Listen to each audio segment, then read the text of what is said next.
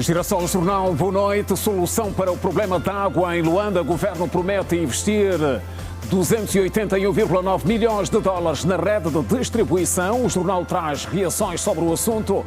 Negócios ao redor do Aeroporto Internacional 4 de Fevereiro abalados pela transferência de voos da TAG, a quem já fala em falência. Proposta de lei de bases do sistema de saúde analisada em reunião da Comissão para a Política Social. O governo pensa em ajustar o diploma. Investimento na indústria nacional. O Presidente da República recebeu em audiência o líder do grupo Watong Angola. Eleições nos Camarões. Dados provisórios. Mais de 50% dos votos contabilizados a favor de Paul Biá. Girassol Jornal, terça-feira, 21 de outubro. Vamos informar. Bem-vindos.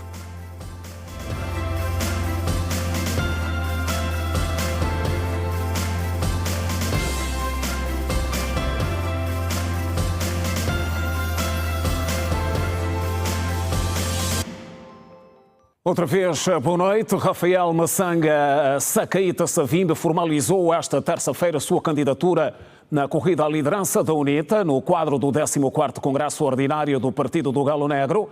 O filho do fundador da União Nacional para a Independência Total de Angola traz como base da sua candidatura o fortalecimento da UNITA como força política que deseja, marcado pela transparência, responsabilidade e respeito à dignidade nacional.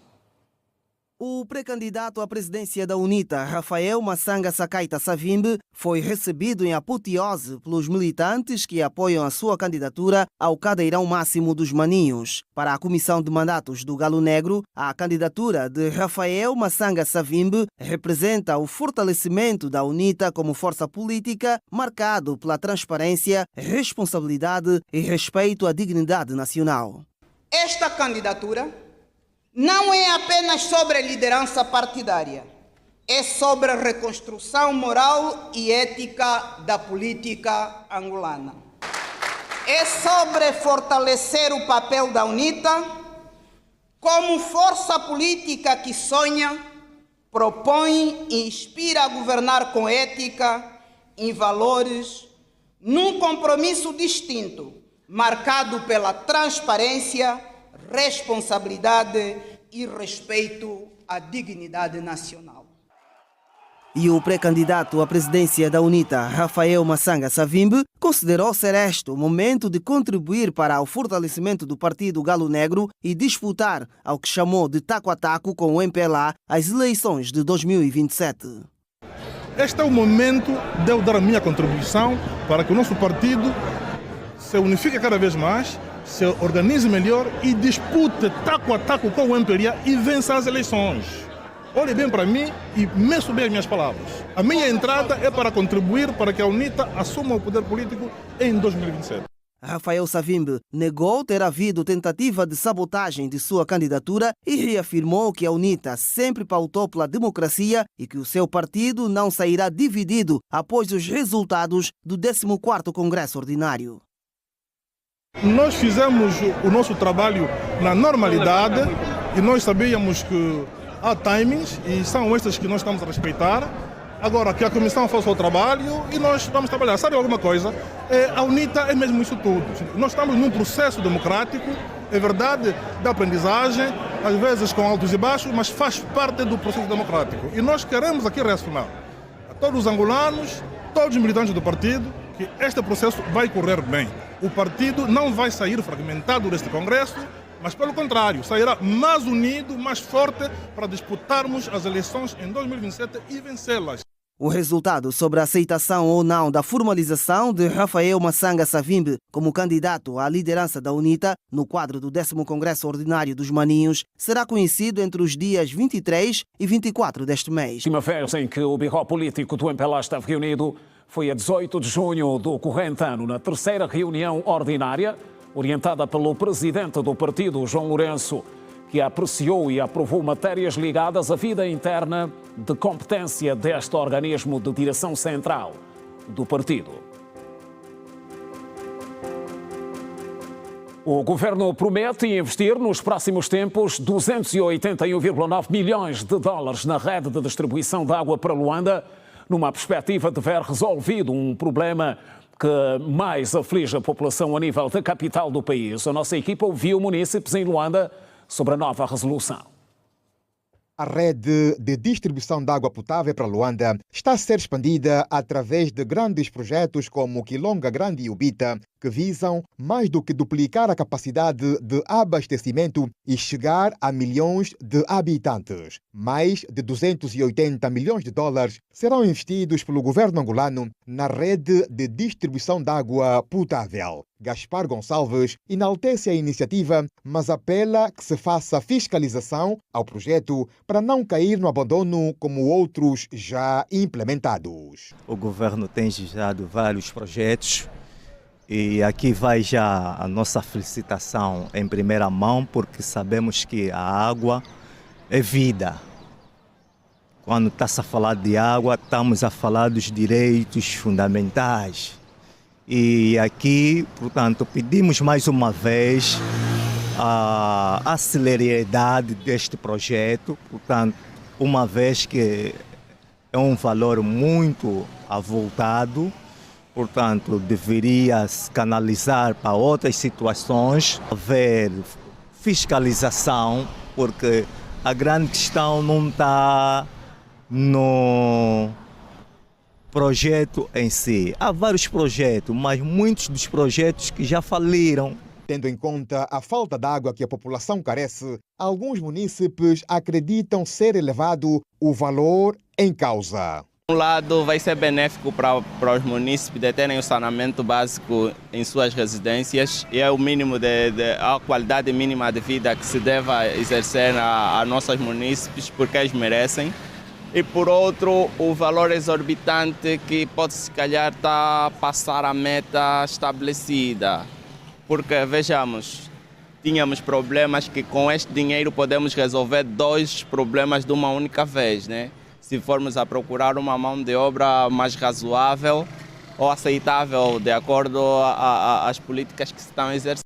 Java Massala é de opinião contrária sobre o valor a ser implementado à rede de distribuição de água. A iniciativa é boa do governo porque a água é um bem precioso para todos e quando o governo toma essa iniciativa de gastar para satisfazer a necessidade dos munícipes é uma ideia louvável. E por outra, os gastos públicos são do interesse público, é para satisfazer as necessidades públicas, nesse caso dos munícipes, e é bom quando o governo olha para os munícipes como uma prioridade.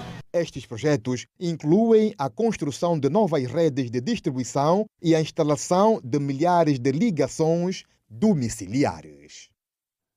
Muitos estabelecimentos comerciais e outros negócios instalados há vários anos ao redor do terminal doméstico do Aeroporto Internacional 4 de Fevereiro, no bairro Casquel do Lourenço, em Luanda, enfrentam falta de clientes desde que os voos de ataque foram transferidos para o Aeroporto Internacional Dr. António Agostinho Neto, a quem já fala em possível falência. Anteriormente nós vendíamos de 100 e tal mil kwanzas. Hoje, se vendemos de 50, 60 é muito. Até 15 de setembro, a Rua do Sabor da Jô, na entrada do terminal doméstico em Luanda, foi das mais movimentadas do bairro Casquel do Lourenço, devido ao volume de negócios que movimentava. 3 dias depois da TAG transferir definitivamente as suas operações para o novo aeroporto, o espaço ficou como um monstro adormecido. Maria Francisco, proprietária de um estabelecimento comercial, diz que a rua ficou um deserto. Baixou significativamente, baixou bastante, eu digo 90%, porque a maioria dos clientes eram os funcionários, os passageiros, e saindo todo mundo aqui fica um deserto. Desde o parque de estacionamento do próprio terminal doméstico até aos restaurantes, lojas, cantinas e outros negócios informais, todos ficaram com perda de 90% dos seus clientes. Carlos Batista é um dos responsáveis de um restaurante tem 7 trabalhadores, não vislumbra como pagar os próximos ordenados. A clientela baixou bastante porque é de conhecimento que a província de Cabinda, como é de hábito, né? Tem sempre muitos passageiros e não tem como. Há muitas dificuldades. Anteriormente por dia vendiam bastante, agora há dias que a gente, antes, é incalculável, né? Diários seriam uns 500, 600, mas agora muitas das vezes só sai um prato de sopa, sai um prato de sopa, um copo de água. Vunge Lugendavo é chefe de cozinha de um espaço que era dos mais movimentados na zona. Aqui, ela e os seus trabalhadores serviam o pequeno almoço e o almoço. O rosto mostra um sorriso que, para quem vê, parece alegre, mas esconde uma dor de ver o seu negócio falir sem esperanças de recuperá-lo. Questionada sobre como vai suportar as despesas com salários e outros encargos da casa, respondeu: Tenho 3 trabalhadores. Como é que vai pagar os salários daqui? Na graça de Deus. Tudo depende de Deus. Só Deus é que está nos dá força de se manter de pé até agora. A profissional de cozinha pede que o governo crie uma praça da alimentação no novo aeroporto Antônio Agostinho Neto para acomodar os negociantes desta zona que serviam há muitos anos os passageiros. Eu acho que na altura que estavam a fazer o novo aeroporto, né? Se viessem para aqui também cadastrar o pessoal e criar uma praça de alimentação lá, seria uma mais-valia para todos nós, porque muita gente aqui depende disso para sobreviver, é mesmo um meio de sobrevivência e muitos de nós temos funcionários que dependem disso que é para viver. Então, se na altura criassem solução para o pessoal, seria bom, porque se nós fechar, vamos desempregar muita gente. Estamos na rua do Terminal Doméstico, aqui no bairro do Casquel. Aqui as lojas, restaurantes e cantinas ficaram quase que às moscas. Perderam 90% da sua clientela. Os voos da TAG mudaram-se ao novo aeroporto e este ficou como quase um monstro adormecido. As imagens são de Manuel Matamba, Horácio Bapolo. Saudações. Notícias no Girassol Jornal. Continuamos no meio social em Luanda. No município do Ogianda, os munícipes mostram-se satisfeitos com o andamento das obras de correção da via e ligação de tubos de água da 7ª Avenida. É o trabalho que, além de permitir o futuro acesso à água para os moradores nas redondezas, vai igualmente, depois de concluído, evitar o registro de inundações na zona.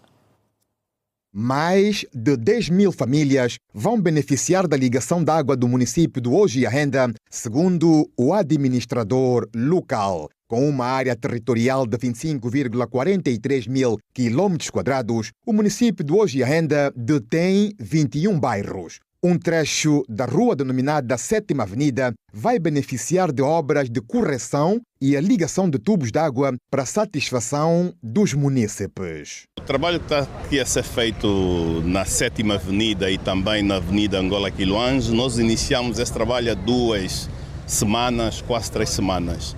No princípio, estávamos a contar só com uma situação.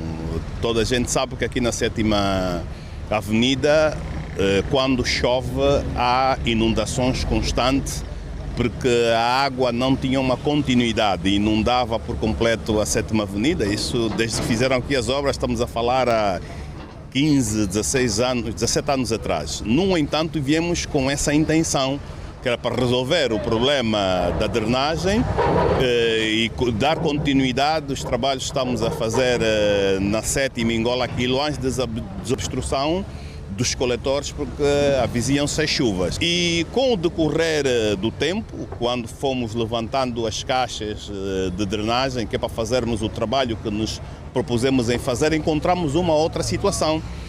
Encontramos um tubo que a princípio tinha ou foi ali colocado para servir a população aqui do bairro da Mãe Preta, bairro da Ilha da Madeira, que a população estava sem água há 15, 16 anos, desde que foram feitas as obras. E descobrimos que o tubo que transportava a água para este bairro estava cortado e a água toda, em vez de abastecer a população, infelizmente a água ia toda para a vala de drenagem, que fazia com que essa população ficasse sem água, e isto estava a ser considerado como uma zona cinzenta. Felizmente conseguimos resolver já essa situação. O coordenador do bairro da Ilha da Madeira diz que é um sentimento de alegria.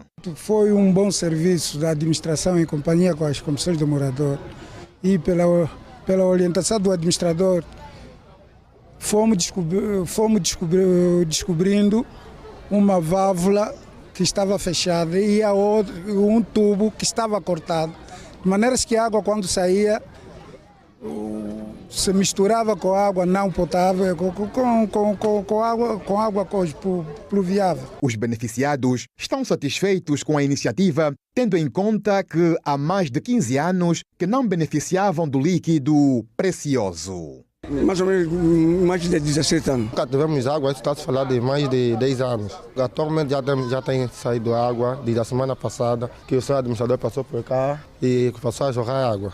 Agradecemos à administração pelo trabalho que tenham feito, estamos satisfeitos e esperamos que venham melhor e continuem a trabalhar. Proposta de lei de bases do sistema de saúde. Ajustes e acertos. Em destaque.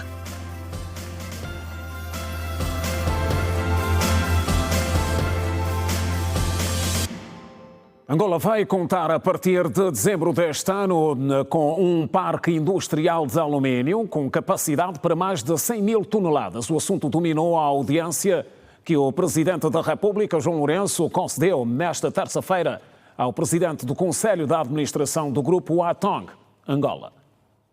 O Parque Industrial de Alumínio vai, numa primeira fase, produzir anualmente 120 mil toneladas, número que poderá dobrar com a entrada em funcionamento da segunda fase da indústria. No projeto será realizada toda a cadeia industrial, desde a bauxite à alumina, que através do processo de eletrolise produzirá lingotes de ligas de alumínio, postes elétricos, varas, chapas, rolos e vários produtos. O presidente do Conselho de Administração da Wutong Angola Industry foi esta terça-feira recebido pelo Presidente da República, João Lourenço, uma ocasião que serviu para apresentar ao titular do Poder Executivo o ponto de situação do projeto. À saída da audiência, Zhang Wendong referiu que no total trata-se de um projeto avaliado em 500 milhões de dólares. O objetivo essencial será reportar a Sua Excelência sobre o avanço físico do nosso projeto de parque industrial de alumínio em Barra do Dante. E também gostaríamos de informar ao Sr. Presidente que já arrancamos a nossa segunda fase de investimento. Para a nossa primeira fase, a produção anual era 120 mil toneladas de alumínio, com investimento de 250 milhões de dólares. Para a segunda fase, ela está prevista 240 mil toneladas e com investimento de 500 milhões de dólares. A ser edificado na Zona Franca da Barra do Dande, província do Bengo, o projeto industrial vai facilitar a criação de mais de 1.000 postos de empregos, entre diretos e indiretos. Augusta Fortes, secretária de Estado para o Comércio, que acompanhou a audiência, garantiu estarem criadas as condições para a entrada em funcionamento da unidade fabril já a partir de dezembro deste ano. Podemos avançar que esta primeira fase será inaugurada. Temos uma data indicativa, dia 27 de dezembro. Estão todas as condições criadas para esta inauguração. O resultado vai ser final da obra e início das operações já de produção efetiva. Nesta primeira fase estamos a falar de um investimento de mais de 200 milhões de dólares que vão gerar mais de 1.200 postos de trabalho, indiretos e diretos. Prevê-se que a primeira fase, que começa a funcionar em dezembro deste ano, vai criar cerca de 1.000 empregos, enquanto a segunda, que será implementada dentro dos próximos anos, poderá gerar um total de 12 mil postos de trabalho. A empresa prevê exportar mais de 80% da produção, o que permitirá gerar pelo menos 400 milhões de dólares anualmente para Angola, contribuindo para a criação de emprego, aumento de receitas fiscais e o desenvolvimento industrial do país, com efeito multiplicador para toda a economia. O Instituto Nacional de Estatística informa que os resultados definitivos do Recenseamento Geral da População e Habitação 2024 serão divulgados no próximo dia 20 de novembro do ano em curso. A divulgação será efetuada num ato oficial que terá lugar em Luanda, com o intuito de assegurar a transparência e a adequada divulgação dos dados estatísticos recolhidos durante o último processo censitário. O Recenseamento Geral da População e Habitação 2024 constitui uma fonte fundamental de informação indispensável para o planeamento do desenvolvimento socioeconómico do país, servindo de base para a formulação de políticas públicas das mais diversas áreas, tais como educação, saúde, habitação, emprego, saneamento e infraestruturas. A Comissão para a Política Social do Conselho de Ministros esteve reunida hoje sob a orientação da Ministra de Estado para a Área Social, Maria do Rosário Bragança. A Comissão apreciou uma proposta de lei de bases do sistema de saúde, diploma que precisa ser ajustado ao atual contexto político, jurídico, social e económico. Também analisou propostas de decreto presidencial relacionadas com o ensino superior e ao Programa Nacional dos Agentes de Desenvolvimento Comunitário e Sanitário, ADECOS. A Comissão passou em revista igualmente alguns relatórios de balanço. A Comissão para a Política Social do Conselho de Ministros apreciou a proposta de lei de bases do sistema de saúde e mostra o reforço do compromisso do Estado de desenvolver as condições legais para fortalecer o sistema e alcançar a cobertura universal de saúde em Angola, bem como garantir o acesso de todas as pessoas aos cuidados de saúde integrados e de qualidade ao longo da vida. A Ministra da Saúde, Silvia Lutucuta, falou da importância do diploma no atual contexto social. Nós precisávamos de conformar este diploma. A lei vigente já tem mais de 30 anos e já não está adequada ou alinhada com a evolução dos serviços, dos sistemas. Também não está conformada do ponto de vista jurídico. E por esta razão nós trouxemos esta nova lei para, de facto, termos aqui um instrumento que vai regular de forma transversal o nosso sistema, o nosso Serviço Nacional de Saúde e os sistemas nacionais de saúde.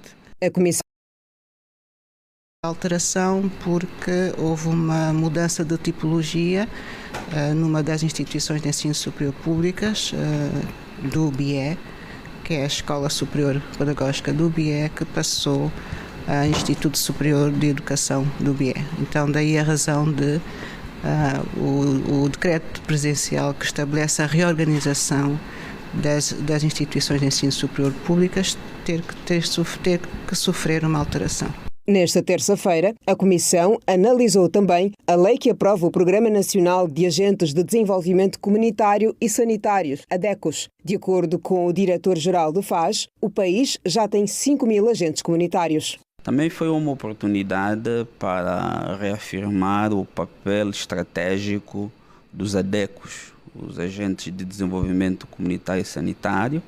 Nesse momento existem no país cerca de 5.000 ADECOS e há um esforço no sentido de cada vez mais valorizar o seu papel, regular a sua intervenção e aprimorar também a sua formação. A Comissão tomou conhecimento de relatórios de balanço de vários setores. Na saúde, destaque para o relatório de balanço da cólera, onde se observou um aumento de 85% no número de casos e um aumento também de 83% no número de óbitos no mês de setembro. Na área social, destaque para o relatório do progresso do Programa de Fortalecimento da Proteção Social, documento que espelha as ações desenvolvidas no âmbito do programa Coenda, com destaque para a continuidade dos cadastramentos dos agregados familiares e de pagamento de transferências sociais monetárias.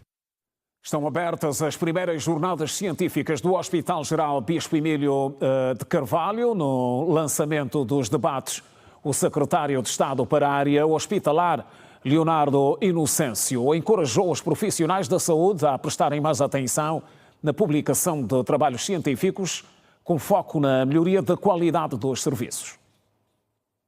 De 20 especialidades médicas e cirúrgicas, o hospital, que funciona há 1 ano e 6 meses, prestou assistência até o momento a mais de 50 mil pacientes, com resposta a casos de alta complexidade. O destaque para assistência a bebês prematuros que nascem com até 1 quilo, referiu o diretor-geral do Hospital Bispo Emílio de Carvalho, Mário Fernandes. Temos uma UCI neonatal com capacidade para receber prematuros com menos de 1 quilo, onde temos feito quase pequenos milagres no sentido de dar vida a recém-nascidos que eram provavelmente casos perdidos se não tivéssemos essa unidade ali tão próximo. Patologias muito raras como o Guillain-Barré, que são quadros neurológicos muito graves, que eventualmente, noutras circunstâncias, sem os nossos meios de diagnóstico e os especialistas que nós trouxemos passariam despercebidos e seriam quase crianças condenadas a óbito, mas que vêm algumas delas até prestar testemunho de como fizeram a sua recuperação e hoje estão alegremente nas suas escolas a dar o seu contributo e que serão futuros quadros da nação seguramente. O diretor Mário Fernandes falava por ocasião das primeiras jornadas científicas do hospital que dirige. O ato foi testemunhado pelo secretário de Estado para a área hospitalar, Leonardo Inocêncio. A autoridade governamental instou os profissionais de saúde a apostarem na publicação de trabalhos científicos com vista a melhorar o setor. De reforçar mais uma vez e estimular que os nossos internos, os professores, estejam cada vez mais engajados na publicação de trabalhos científicos para melhoria da visibilidade, não só para o resultado final do trabalho que estamos a fazer, investimento em infraestrutura, recursos humanos, tecnologia. Isto tudo deve estar documentado com vistas a apresentarmos trabalhos científicos à semelhança do que nós acabamos de assistir. As primeiras jornadas científicas do Hospital Geral Bispo Emílio de Carvalho serviu para reafirmar o compromisso da instituição com conhecimento, a investigação e assegurar um serviço de qualidade. A mortalidade infantil caiu de 44 para 32 por 1000 nados vivos, enquanto a mortalidade de menores de 5 anos reduziu de 68 para 52 por 1000 nados vivos. São dados recentes divulgados pela Ministra da Saúde, Sílvia Lutucuta, baseados nos resultados do inquérito de indicadores múltiplos e de saúde, que apontam igualmente que a mortalidade materna registrou uma descida de 239 para 170 por 1000 nados vivos. A Ministra da Saúde adiantou também que o país registra mudanças positivas nos padrões de fecundidade, tendo a taxa média de filhos por mulher diminuído de 6,2 em 2015 e 2016 para 4,6 em 2023 e 2024, o que demonstra avanços no planeamento familiar e no acesso aos serviços de saúde reprodutiva. A titular da pasta da saúde reconhece o papel determinante dos profissionais de enfermagem na consolidação dos ganhos alcançados, sobretudo no cuidado materno-infantil.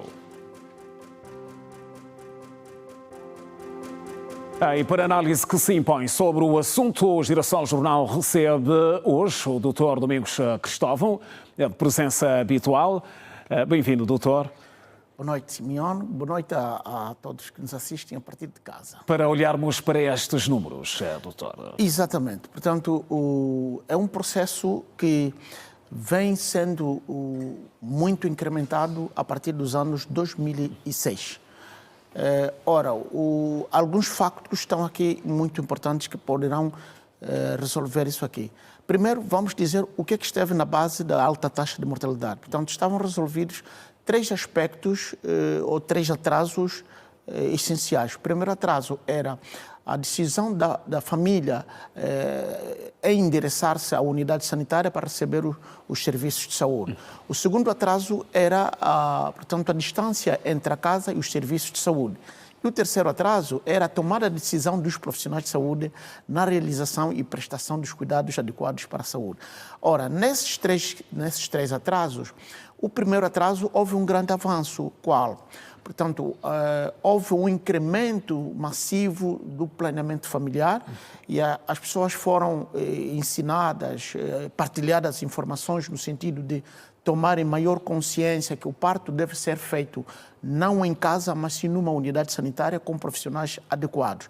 O outro aspecto foram, portanto, retirados algumas barreiras que existiam naquela altura, que era, por exemplo, os pagamentos anárquicos nas salas de partos no planeamento familiar. Portanto, de recordar que durante muito tempo, até 2006, nós registramos esses casos e nós travamos uma luta grande para reduzir ou mitigar e até acabar com o pagamento anárquico, portanto, aquelas... É uma redução, doutor, que pode ser entendida como significativa em função dos esforços que têm sido feitos. Significativamente. Portanto, esse aspecto facilitou com que as pessoas tomassem já a decisão de tomar o parto em casa e acessar os serviços de saúde do planeamento familiar como dos cuidados pré-natal da mulher. Portanto, essas barreiras retiradas poderam permitir esse aspecto. O outro aspecto é a extensão da rede sanitária.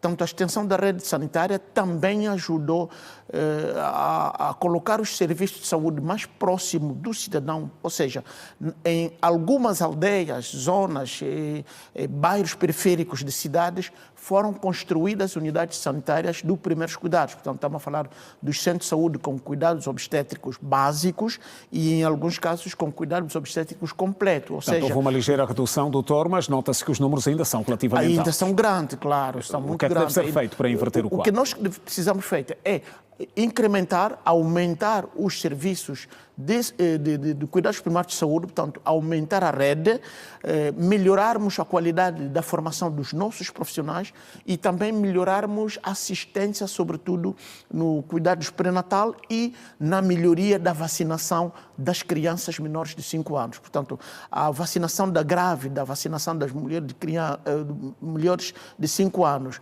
o aumento do planeamento familiar para reduzir o parto adolescente, o parto das multíparas ou aquelas que têm famílias numerosas, vai fazer com que terminemos possivelmente com uma mortalidade alta que ainda nós temos. Portanto, é preciso referir que em muitos países já desenvolvidos morre-se menos de uma criança em cada 100 mil nascidos vivos. Nós estamos ainda nos 30 um dado particular que dá conta de que também reduziu o número de mortes com idades, portanto, de crianças com idades que começam dos 5 anos. Dos 5 anos. Portanto, os cuidados da criança devem começar, na verdade, antes do nascimento, portanto, durante a gestação.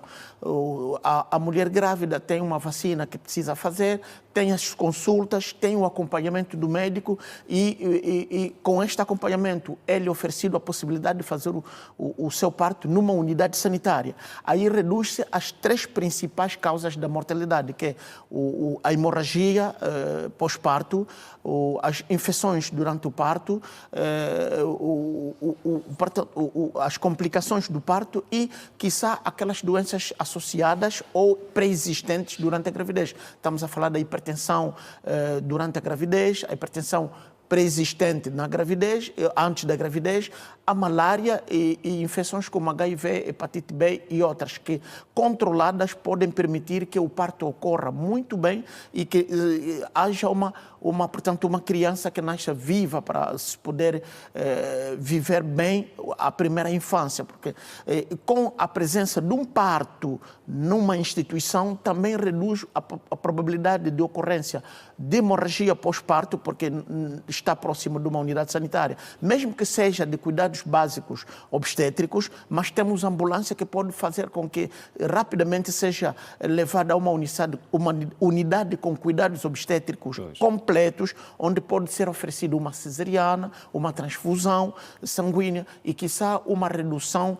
provável de uma atonia ou hipotonia do útero, que provavelmente tem sido mais a causa da mortalidade das mulheres grávidas. Há um outro dado particular que vale a pena referenciar aqui, doutor, tem a ver com o facto de a taxa de fecundidade ter baixado também. Exatamente. Portanto, a educação da população, o empoderamento da mulher, portanto, fez com que a mulher começasse a trabalhar muito cedo, ou seja, enveredasse em atividades que obrigam ela a ter determinadas condições, a ter determinadas condições de vida, como, por exemplo, o primeiro emprego, a condição de habitação condigna, a alimentação adequada. E então, com o acesso à escolaridade, que nós temos agora mais ou menos entre 60% a 70% de quase todos os cursos são frequentados por mulheres. Então, o nível acadêmico da mulher influencia bastante no número de filhos que ela possa ter.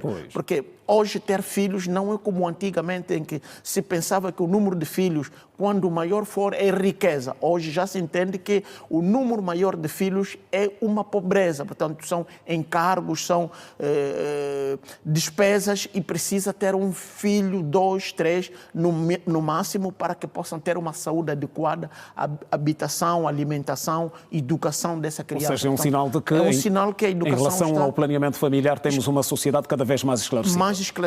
E estão a acessar melhor os cuidados do planeamento familiar. Portanto, a diversidade, a gama de métodos contraceptivos que também está disponível, também facilita a escolha da mulher, porque antigamente tínhamos poucos, mas hoje temos os métodos de barreira, os métodos hormonais e os métodos cirúrgicos. Portanto, são vários métodos que constituem uma gama diferente de cada mulher poder escolher o método adequado para a redução da mortalidade das crianças.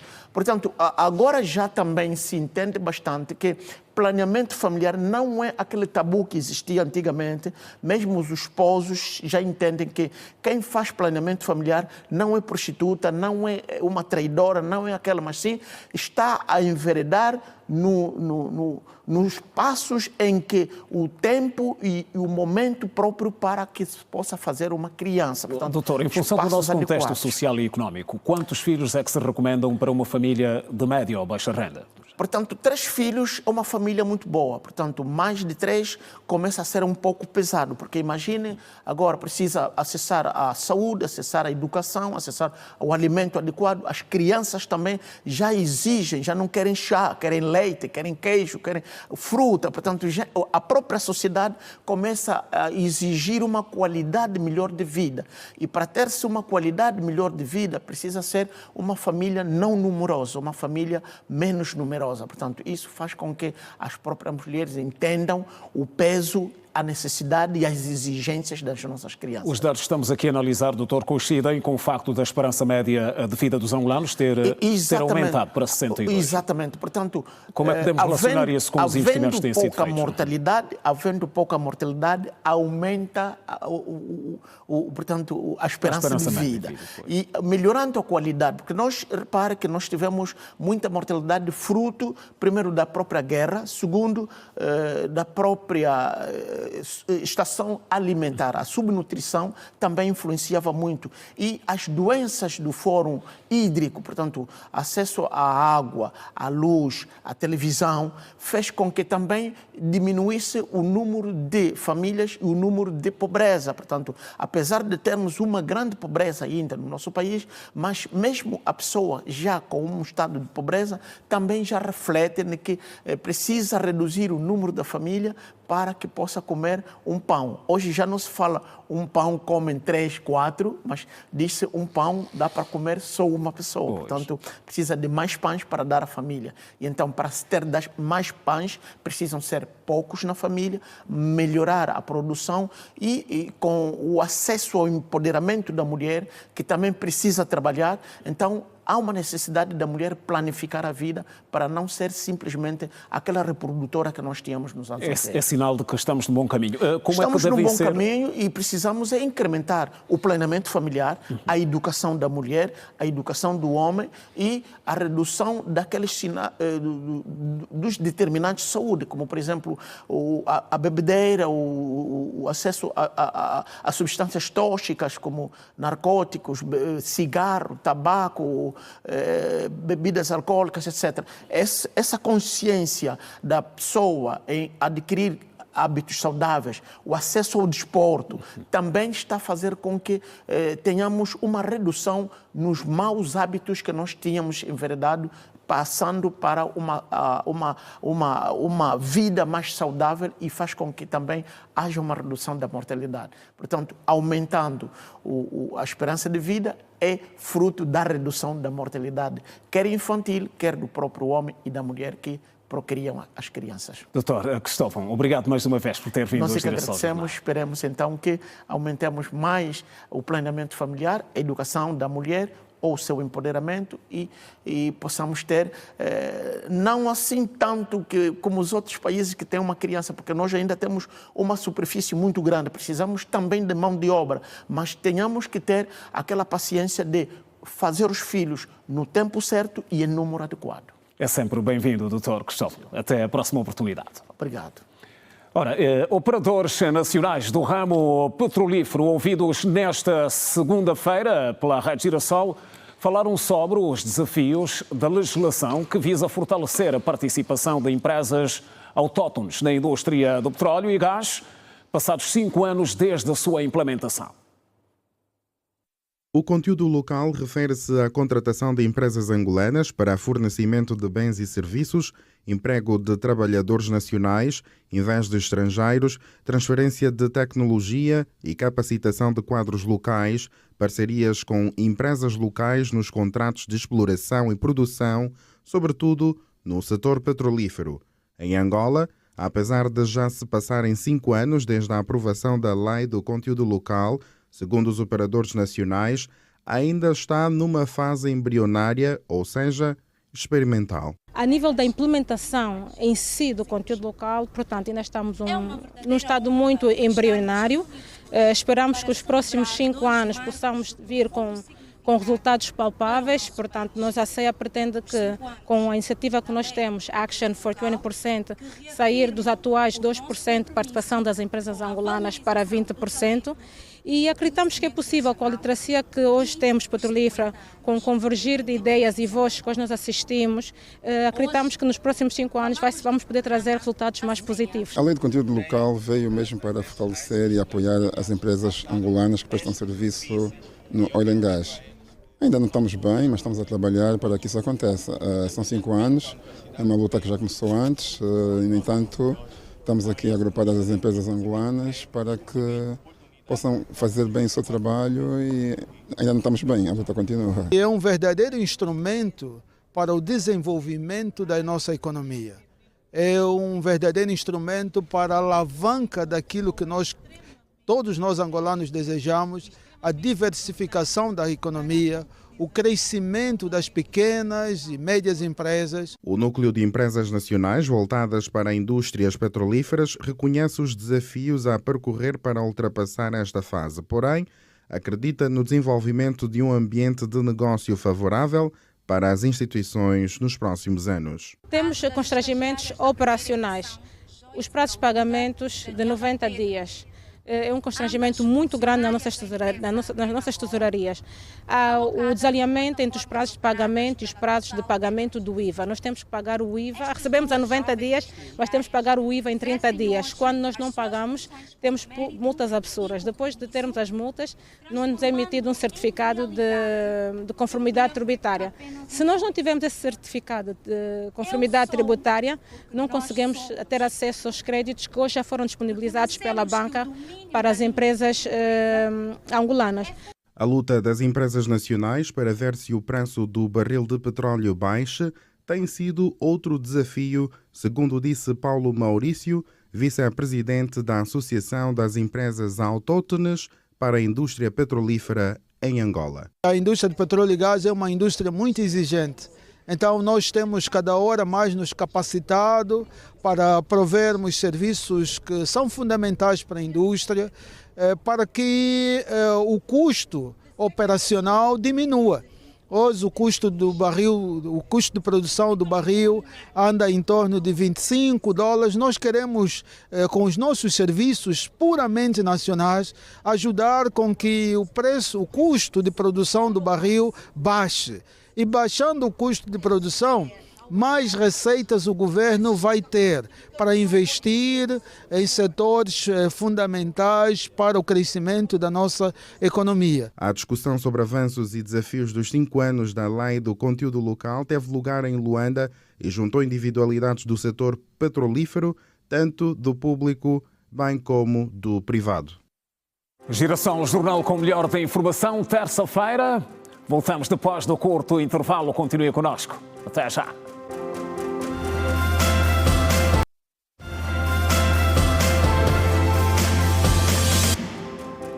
Já de volta são as notícias no Giração Jornal. 8 novos vogais do Conselho Superior da Magistratura Judicial foram impulsados nesta terça-feira aqui em Luanda. A cerimônia decorreu no Conselho da Magistratura Judicial e surge da Resolução número 1/22 de 24 de fevereiro e número 7/17 de 3 de dezembro. Deliberou chamar para exercer o cargo de vogais do Conselho Superior da Magistratura Judicial Irineu Ângelo Máquina, Cipriano Catita Isvinda, Alberto Antônio Sapalo, Anacleto Cavonguela Cambuta, Osvaldo Lucato Estevão, Graciano Ticole, Mércia do Nascimento Soares de Campos dos Santos e Antônio Moisés. Os impulsados fizeram o juramento de trabalhar com honra e zelo nos seus mais novos cargos. Nas novas funções aumenta a responsabilidade, porque estamos a falar de um órgão que tem a missão de fazer aquilo que é a gestão da magistratura judicial, quer do ponto de vista disciplinar, do ponto de vista de recursos humanos, e enfim, então, no fundo, aumentam as responsabilidades, vamos procurar dar o nosso melhor, a nossa dedicação para aquilo que forem as missões que nos forem confiadas. A intenção é primar por uma magistratura de excelência e esse órgão, como superior que é, vamos agir com brio e por uma justiça mais célere e fidedigna.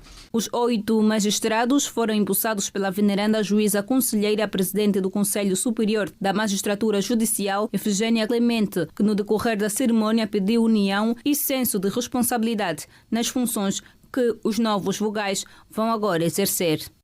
Então hoje apelamos à união, ao espírito de entrega, dedicação e também a responsabilidade institucional, porque é uma grande responsabilidade. Isto é um órgão de gestão dos magistrados judiciais e que tem imensas responsabilidades. Esperamos, então, da parte dos novos vogais que hoje iniciam, a sua entrega e dedicação à causa da justiça. A todos que cessaram as funções nesta terça-feira, a veneranda juíza agradeceu pelos anos de trabalho. Para os que cessam hoje as suas funções, vejam este ato como um ato normal, um procedimento normal de regularização das instituições, porque afinal de contas foram eleitos para representar uma categoria e deixaram de pertencer a essa categoria. A lei exige que exista, tanto impõe o princípio da proporcionalidade, que há muito deixou de existir no seio dos vogais do Conselho Superior da Magistratura. O ato foi prestigiado pelos venerandos, juízes conselheiros, presidentes do Tribunal de Contas, Tribunal Constitucional, Supremo Tribunal Militar, pelo Ministro da Justiça e os vogais do Conselho Superior da Magistratura Judicial. Olhamos agora para a atualidade além fronteiras. Dados provisórios da Comissão Nacional de Contagem dos Votos nos Camarões apontam Paul Biá como o vencedor das eleições presidenciais de 12 deste mês. Biá, no poder há mais de 4 décadas, obteve mais de 50% dos votos no pleito cuja vitória já havia sido reivindicada pela oposição na semana passada. Os dados provisórios divulgados pela Comissão Nacional de Contagem dos Votos apontam que Paul Biá está no caminho certo para a reconquista do cadeirão máximo dos Camarões, pois obteve mais de 53% dos votos. Por outro lado, Issa Chiroma, o principal oponente de Paul Biá, segundo a Comissão, foi o segundo mais votado, tendo obtido 35% dos votos. Antes mesmo da divulgação dos dados provisórios, Issa Chiroma já havia reivindicado a vitória do pleito na semana passada e, no domingo, publicou dados que lhe davam a vitória, com cerca de 60% dos votos. No seu pronunciamento, ao reivindicar a vitória por via de um comunicado, Chiroma disse que as pessoas fizeram a sua escolha e que esta devia ser respeitada. A oposição contesta os dados oficiais que dão vitória a Paul Biá, de 92 anos, afirma que os números são imprecisos e pede mais transparência. Os resultados finais das eleições presidenciais de 12 de outubro devem ser divulgados até o dia 26 deste mês.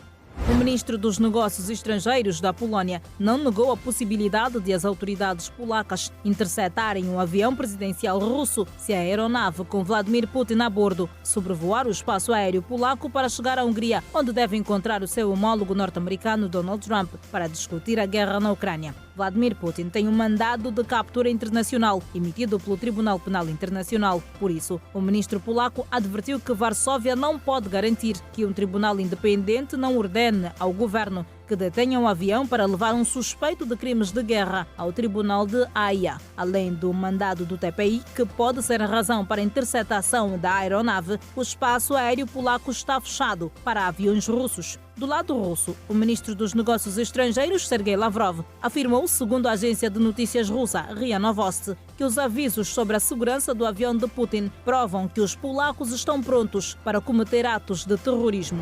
A Organização Internacional de Mediação, instituição vocacionada à resolução de disputas entre Estados, de investimento internacional e comerciais por meio de mediação pacífica, iniciou oficialmente as suas operações nesta segunda-feira. A instituição com sede em Hong Kong surge como a primeira entidade jurídica intergovernamental dedicada à resolução de disputas internacionais por meio da mediação, estabelecendo uma nova plataforma multilateral. Os membros da organização destacam o seu potencial para promover uma ordem internacional mais equitativa e promover a resolução pacífica de conflitos. A cerimónia de inauguração contou com a presença do chefe do executivo de Hong Kong, além de 87 altos funcionários de 31 dos 37 estados signatários da organização.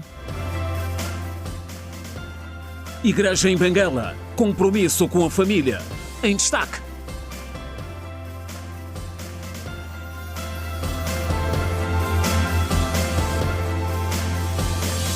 E falamos de desporto a seguir. Angola prepara o jogo da primeira mão frente ao Malawi a contar para o apuramento do CAN Feminino 2026. Está tudo preparado para a recepção da seleção do Malawi, embora o está a ser preparado da melhor forma possível. Temos havido uma paragem de algumas jogadoras, mas contudo estamos a trabalhar no sentido de tentar encontrar a equipa adversária. Sabemos que a equipa adversária é uma equipa que está com jogadores mais fortes em relação à nossa, mas nós estamos a trabalhar no sentido de ver se podemos controlar ao máximo a equipa adversária. Hoje em dia no futebol é sempre importante termos o 12º jogador. É importante quando nós jogamos em casa, temos o apoio do nosso público. Na primeira eliminatória tivemos o apoio do nosso público, conseguimos fazer um resultado positivo. Oxalá que assim aconteça de novo nessa eliminatória.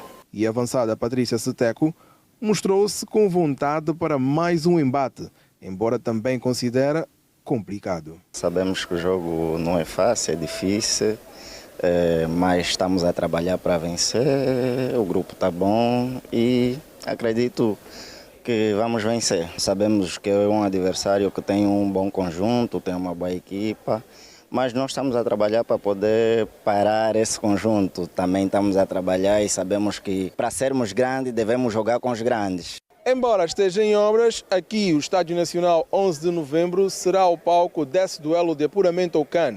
Angola recebe o Malawi nesta quinta-feira às 16 horas com a entrada livre. E no âmbito de massificação do futebol feminino, o treinador nacional manifestou o desejo de ver um bom público neste jogo. Olha, seria bom vir apostar também um pouco no futebol feminino, visto que o futebol feminino está numa fase de massificação a nível do país. Está-se fazendo um trabalho muito bom em termos a nível da Federação Angolana de Futebol, naquilo que a sua vice-presidente está a espalhar para o futebol a nível nacional. Esperamos que eles possam aparecer, venham dar o empurrão à nossa seleção para dar mais confiança às nossas atletas, que elas estão confiantes em fazer um bom resultado aqui em Luanda.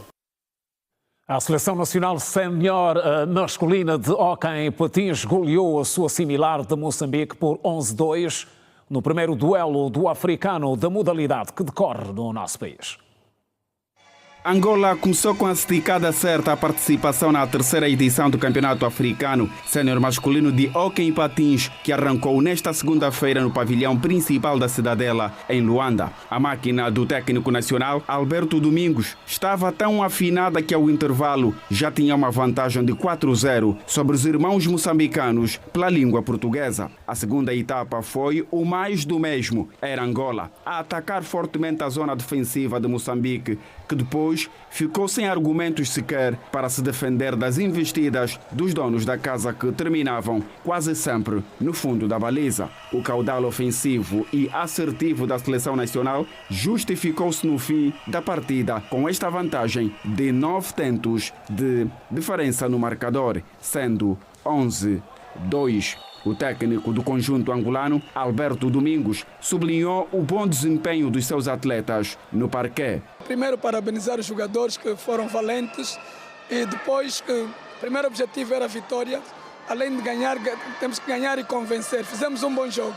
Na turma moçambicana, o treinador adjunto Pedro Tavani reconheceu a superioridade angolana, porém frisou que estão no africano para lutarem por uma vaga ao Mundial do Paraguai em 2026. Isto aqui foi uma réplica do jogo anterior, conforme viu o Sub-19, também o resultado foi mais ou menos igual.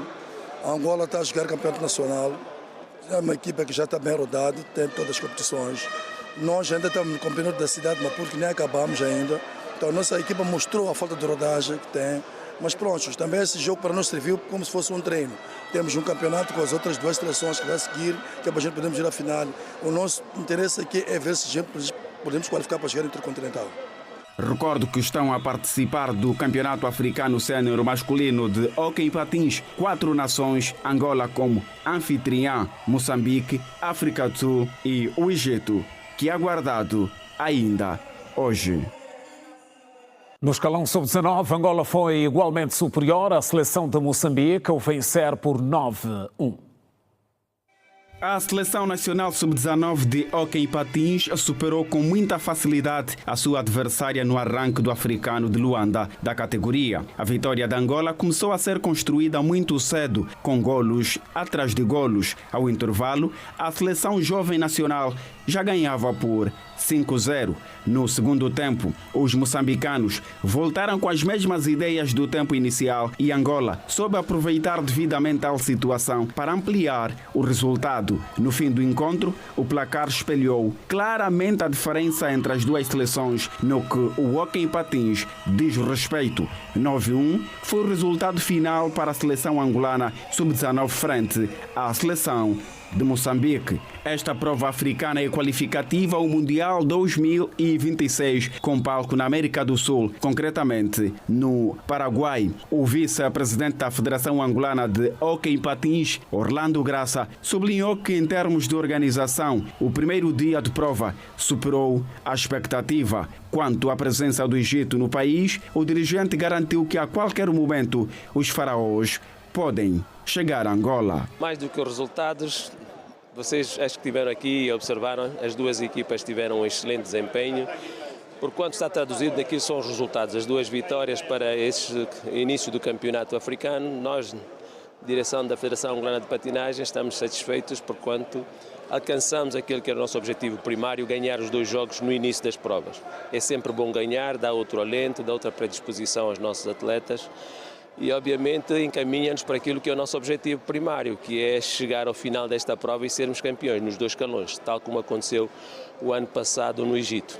Hoje nós tivemos uma reunião técnica e nessa reunião técnica estabeleceu-se o contacto com o Egito e o Egito disse que sim, se não chegar na manhã, chega na quarta-feira. Nós, obviamente, vamos esperar para que o Egito venha alegrar a festa africana a nível do hóquei patins. Acreditamos nas palavras dos egípcios e que eles virão para contribuírem para a nossa festa. Obviamente que sim, que virão.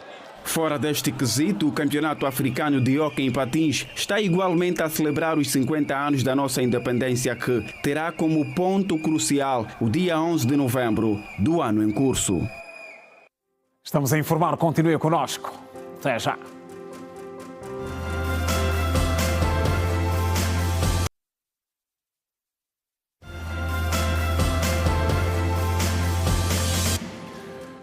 E já estamos de volta. Foi eleita nesta terça-feira em Luanda a primeira secretária do Comitê do MPLA de Especialidade dos Ecologistas e Ambientalistas, durante uma cerimónia que elegeu também os respectivos membros de direção aqui em Luanda. As alterações climáticas são uma preocupação global. Em Angola não é diferente. Diante deste cenário, a Assembleia de Balanço do MPLA reconheceu a urgência de se adotar medidas concretas para enfrentar os impactos das mudanças climáticas no país. Com isso, houve a votação para a eleição do novo secretariado para cuidar das questões ligadas ao ambiente e, com 100% dos votos a favor, Neuma Caetano foi eleita a primeira secretária do Comitê do MPLA de Especialidade dos Ecologistas e Temos como missão ser o órgão consultivo permanente do nosso partido em termos de políticas estratégicas. Queremos que em todas as políticas do nosso executivo e do nosso partido esteja integrada a dimensão ambiental, através da produção de parceiros técnicos, recomendações, realização de campanhas massivas de consciencialização ambiental dos nossos munícipes em Luanda e não só, para que possamos então elevar a consciencialização sobre a proteção, sobre o ambiente na nossa província. Então queremos trazer isto como monte do nosso mandato 2025-2027, a questão da gestão adequada dos resíduos. Também queremos melhorar a questão do reflorestamento urbano, queremos dar aquele suporte técnico e profissional ao projeto PAU, que é o projeto que o governo da província tem estado a desenvolver sobre a reflorestação, a plantação de árvores. Então nós vamos querer todos os meses promover campanhas de arborização a nível de pelo menos 3 municípios. Agora a nossa província cresceu, somos 16 municípios, então temos muito trabalho para fazer ao longo deste mandato com os 16 municípios. A nova secretária disse que já foram identificados os problemas e as respectivas soluções, sobretudo na reposição dos solos nas zonas que têm sido muito afetadas com o garimpo. Também uma grande problemática que está sobretudo nos municípios de Cacoaco e Viana, é uma grande problemática. Nós queremos trazer a consciência ambiental, não só dos municípios, que nós temos conhecimento que muitos municípios também desenvolvem essa atividade de forma anárquica e à margem da lei. Muitos não têm o licenciamento que é devido não só a nível da componente ambiental, mas também a nível dos recursos minerais. Então nós viemos trazer também esta temática, porque muita gente está a morrer, sobretudo ali na área de exploração do Sequel. Muita gente está a morrer por falta de conhecimento, e quando é exercida esta atividade, é proposto um plano de recuperação ambiental e paisagístico que muitas vezes não acontece. Então nós vamos dialogar, porque é dialogar do que as pessoas compreendem a necessidade e a importância da preservação da biodiversidade para o bem-vida. Então vamos dialogar com os nossos munícipes e, sobretudo, com os empresários locais. Moisés Alfredo África, secretário do Departamento de Organização Urbana e Acadêmica do Comitê Provincial DOA, disse que o Executivo tem criado políticas para melhorar a condição daqueles que vivem da recolha dos resíduos sólidos. No MPLA nós sempre recomendamos e exigimos trabalho. Estamos a falar do Comitê do MPLA Especialidade dos Ambientalistas e Ecologistas. O país enfrenta desafios neste ramo enormes, embora tenhamos vários recursos naturais, também enfrentamos males como a seca, como o desmatamento descontrolado, como queimadas, caça furtiva. Fenômenos estes têm que ser combatidos. Dos 56, 48 delegados marcaram presença e votaram a favor da eleição de Neuma Caetano. A Igreja Evangélica de Angola, em Benguela, reforça o apelo de mais atenção à família. A denominação religiosa abordou o assunto durante uma reunião que teve a duração de 4 dias, que decorreu sob o lema Meu Lar, Meu Pequeno Seu. Foi um encontro conciliador onde os vários preletores refletiram com os presentes temas que afligem as famílias nos dias de hoje, entre os quais os tabus no seio dos casais, que acaba por afetar a vida familiar, principalmente os filhos, tal como afirma o pastor da Iseia, que fala em desvios das famílias cristãs. As tromboses, os desajustes das famílias e depois a ira até a pessoa matar o seu, dizer que matou por amor, são os desvios. Nós queremos que sejam orientadas, instruídas para agirem dentro do valor do Criador, que é o nosso Deus. Deus criou as coisas certas. Cientificamente, desenhou o corpo humano para que correspondesse certo. Só precisamos de especialistas para nos dizer aonde e como. Por esse motivo, a necessidade de um trabalho árduo por parte de várias forças vivas da sociedade, numa altura em que 50 anos depois da independência, Angola não tem propriamente famílias consolidadas. Na verdade, à medida que estamos a caminhar para um mundo mais moderno, estamos a deixar para trás alguns valores e princípios. E desta maneira, com esses encontros, nós queremos resgatar aqueles que são os valores e princípios da família. Apesar de estarmos já a caminhar para esses 50 anos, ainda há muito trabalho por se fazer, porque é necessário que homens e mulheres se levantem para defender a família.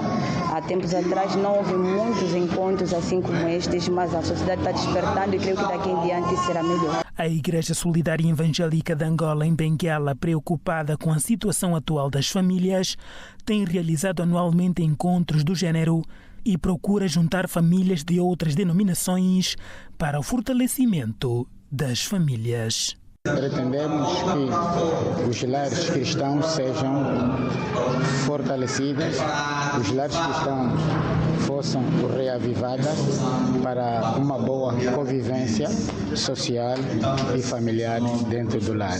Para termos sociedades sadias, é necessário que eles tenham o conhecimento da palavra de Deus, para que se reverta o quadro da vivência, o quadro atual que se vive as famílias hoje.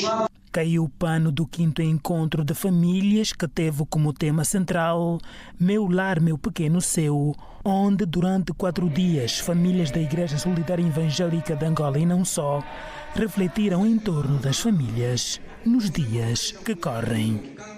Terça-feira, 21 de outubro de 2025, estão contadas as notícias no Girassol Jornal. Ficam os nossos agradecimentos de sempre. Voltamos amanhã à mesma hora, 19h45. Boa noite. Passe bem.